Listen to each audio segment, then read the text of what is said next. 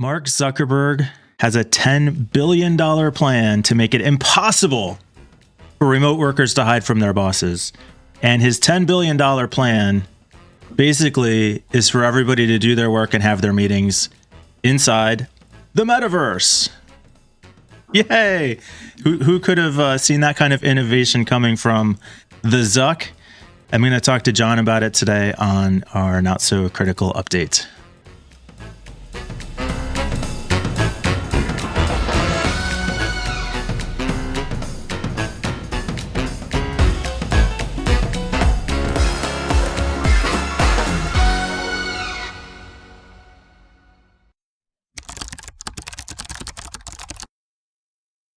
You know, when I envision like the VR future, I imagine that we're going to be working in VR or AR, and like meetings are going to be very fluid. You're going to be able to pop in and out of meetings in these virtual spaces.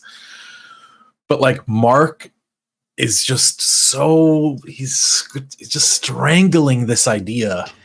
Get in my metaverse. Yeah, exactly. Like here and now he's, you know, I can already imagine they're sitting around their little board table and all of these ideas are being thrown out. Like, how do we get more users to join the metaverse? And then one guy's like, what if we angle it at shitty employers? And then everyone's like, yes, go, you know, like what else? And it feels like they're basically just shooting anything at the wall to see if it sticks at this point. And I could totally see this working. Like, imagine when we hear of the first firing because they weren't connected to Meta's metaverse. Well, that was one of we did an article, I think, last week about some of the adoption problems, even within Meta, because a lot of users weren't joining meetings, and they said some of them had the VR glasses but never had bothered to set them up or didn't like using Meta.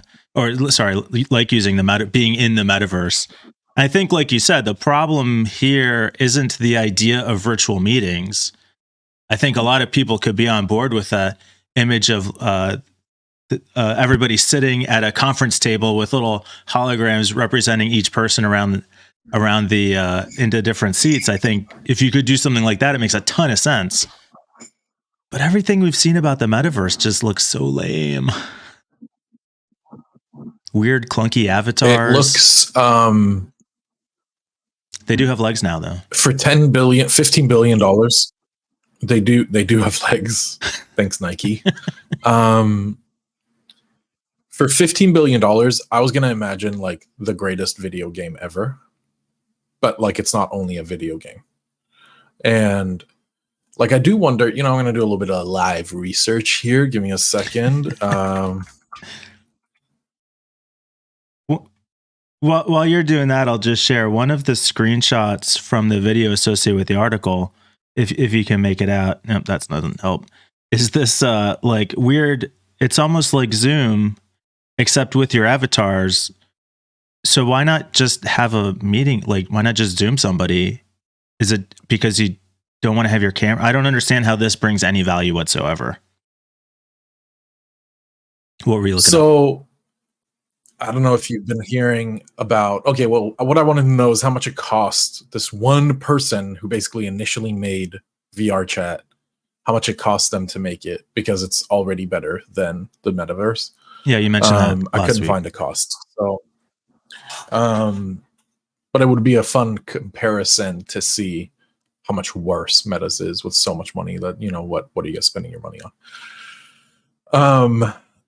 Okay, so what I wanted to say is, you know, there's these new, like, 2D virtual streamers. They're called VTubers. Yep. I think a lot of people feel very comfortable behind a virtual avatar because it's not your face. That's true. Code Miko being one of the more popular characters. Yeah, exactly. She's probably the biggest, and she's also probably the best. She's spent by now, I imagine, hundreds of thousands of dollars, both in her own time and contracting out work, and also the suit that she wears to make it as immersive as possible. But a lot of people that are still very successful as VTubers just use 2D, very basic movements, basic facial features. Nothing like the rig that she has on. She has to wear like a full bodysuit, and she's got this big headset with an actual smartphone reading her facial expressions. That's just a licensing cost for that us. Technology. Every time we have a meeting, Zuck wants us dressed up in full motion capture suits with the VR glasses on and external cameras tracking our motions and facial expressions. I don't see any downside. I can only imagine the hygiene problems people are going to get from wearing these all day, but who am I to judge? It's just so Mark to like target, and maybe it wasn't the original intention of Facebook to target shitty micromanagers, but still it's so Mark to like do this. And I think we talked about how even Facebook employees aren't joining, and Mark is basically like begging them to join, but they themselves are like, this is shit. And I imagine there isn't much to do there.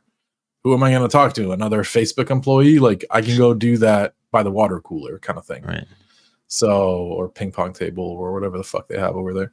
But you can't is part of the story here. People are working from home, and one of the things they talk about proximity bias. So managers tend to feel like the people that are closest to them physically are doing more of the work, and it's meant to address that. I did wonder how much of the framing actually came from Zuckerberg and how much came from Yahoo Finance, because we know mainstream media, financial reporting, there's just going to be such a pro-employer, pro-corporate bias in any of these stories. And maybe that's what's missing here is talk about how it helps me. If I'm the one that's got to put on my mocap suit and get my big heavy goggles on and set up all my cameras and lights to join a virtual conference room call, why would I do that? How does that benefit me as the employee? Yeah. I guess I won't get fired. Keep my camera off. Yeah, right. I shouldn't be getting fired for not putting my camera off or on. That one I'm maybe not totally with you on. I actually do think, because I've been remote work for, I like to say, since before it was cool, as were you. And I do think having the camera on is an important part of a company culture. It's one of the few real interactions you have with people. And I think it's not like you can't live without it, but I do think there's value in a camera first corporate culture.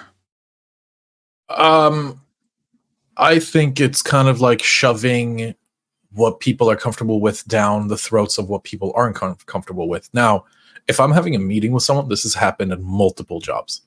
If I'm having a meeting with someone and I hear traffic and people talking in the background and they're clearly not at work, that bothers me. Yeah. That tells me they're not respecting my time as much as they respect their own, and they're kind of just shitting on me because they're at a cafe or driving or whatever. But if I can clearly tell that the person is at their desk, I have no problems with that. Why should I have to stare at them versus them staring at me? I don't need that interaction. I'm already having an interaction. I don't need it. And I think this is not to call you a boomer again, but I think this is a generational thing. Young millennials down to Gen Zers, they're spending their entire days non-facially interacting with people on Discord, for example. Yeah. We don't need cameras to have meaningful or, deep connections, or on the flip side, have, good interactions and be able to collaborate with team members. But some people do. And if I'm comfortable with a person, let's say you, I have no problem turning my camera on.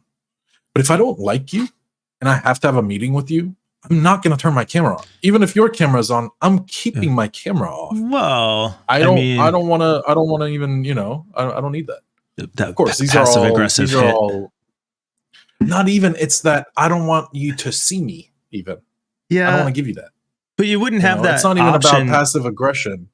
You only have that option because we're work from home. If we were working in an office, you'd have 100%. To see that person. And maybe it is just cancel that meeting. Maybe it is generational to some extent. I think the long-term cultural and societal impact of fewer direct physical personal interactions is, to be yet to be seen. But I do think there's a lot of evidence that supports the importance of that, and I just worry that some of that's getting lost. I do not think the metaverse is the answer to that. Before. No, I don't think so either, but I do think we're kind of heading in a one direction, no stops, no going back of we will end up only interacting online. The people we'll interact with IRL will be a handful. Kids, I think that's probably and partner true. Kind of thing. Well, it's hard to, one of the things that I've been told is that we have like a work from home bias on the show, which is totally true. All three of us work from home. I think it's easy to lose sight of the commute and all that. But to say that we will move away, so there's some things you have to have human interaction over. Although they're fewer and fewer, even like going to a fast food restaurant anymore, I order on my phone and they just throw the food out the window. I mean, I don't have to actually talk to anyone. I don't know the last time I went out to get food. I don't do that. I'll go to a restaurant and eat there. Yeah. I will not go and get the food. I don't interact with the restaurants. I only use something like DoorDash or Grubhub. In the rare event I don't cook at home. Like, that's kind of scary and awesome, I think. I am excited for like less shitty things to do. Like I haven't gone to the grocery store since COVID. As soon as COVID dropped, I started Instacarting. Then I switched to Amazon Fresh. Yeah. I haven't been in a grocery store in 2 years, like it's just not. Sure. Yeah. And I feel like if we think then about this metaverse, you theoretically could get your mocap suit and your VR goggles and virtually go to the restaurant where you're going to order the food for delivery. But why would you do that? The whole point is that why would you take those extra steps to do that stuff? So I'm going to have a meeting with you at work and I'm going to have to, it just feels like a solution without a problem. Two things I could see work is, one, I want to go try on some clothes. I don't want to leave my house. No. You need a full scan Amazon of your measurements so you know exactly how the clothes sit. That is more effort, though. Not than motion capture, but we're going to get past motion capture suits. They're going to just be able to read our bodies. Yeah. More so, I mean, like the Amazon try-on, I get it. I don't like it. I send it back, right? Effort. Versus, let me see how this looks on me. 2-3 clicks.